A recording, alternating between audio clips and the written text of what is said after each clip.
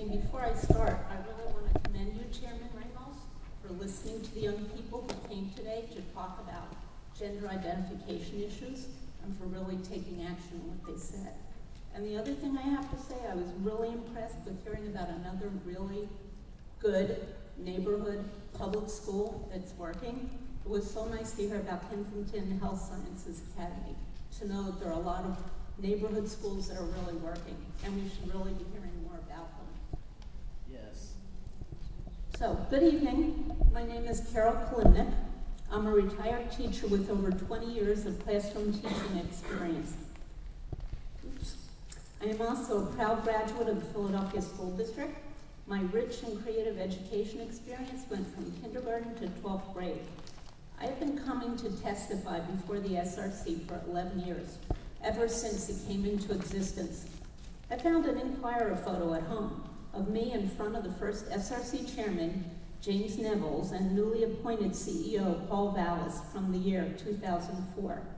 Why do I raise this? Because for 11 years, I, and many others, have been speaking out about the lack of input from parents, teachers, school service workers, students, and concerned community members that is the trademark of the SRC from its inception. In 11 years, where will any of you be? Off to your next venture, I would guess. Well, I am sure I will continue to be here, fighting for the children of Philadelphia to get a quality education like the one I got. Earlier today, there was a press conference held by Action United, the Philadelphia Federation of Teachers, Philadelphia Students Union, and Youth United for Change. These organizations have been fighting for public education for a long time. Their efforts, along with those of many others, put an end to the Edison Company's intention to run the entire school district of Philadelphia back in 2001. Back then, they and the for-profit Victory Company, along with other entities, were given a number of schools to manage. Where are they today? Gone, along with millions of dollars and a failed policy of EMOs running public schools. The press conference this morning announced the intention of these organizations, the four organizations I mentioned, working within a coalition of many other organizations and individuals to develop another plan, an alternative plan for the school district. A plan that will be based on listening to the concerns of the stakeholders, parents, teachers, school service workers, students, and concerned community members.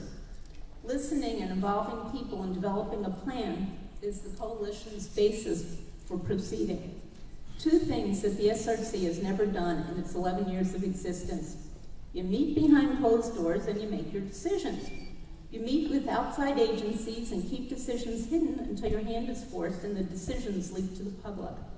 Never has it been so clear that rich people and their foundations are now being allowed to determine what happens to public education.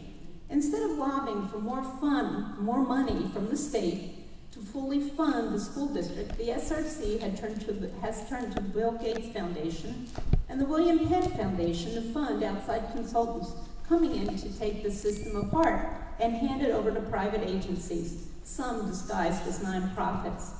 Instead of going to stakeholders and holding open and accessible meetings, the SRC has turned to private entities to create a plan to dismantle the district.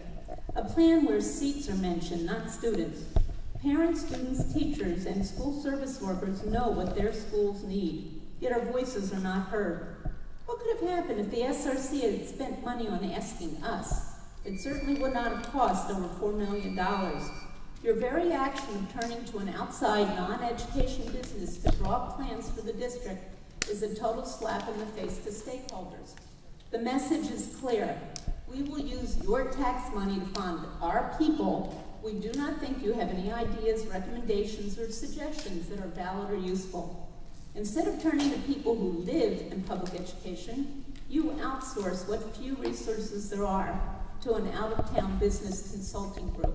And I hope that you really listen to what I'm saying and act on it.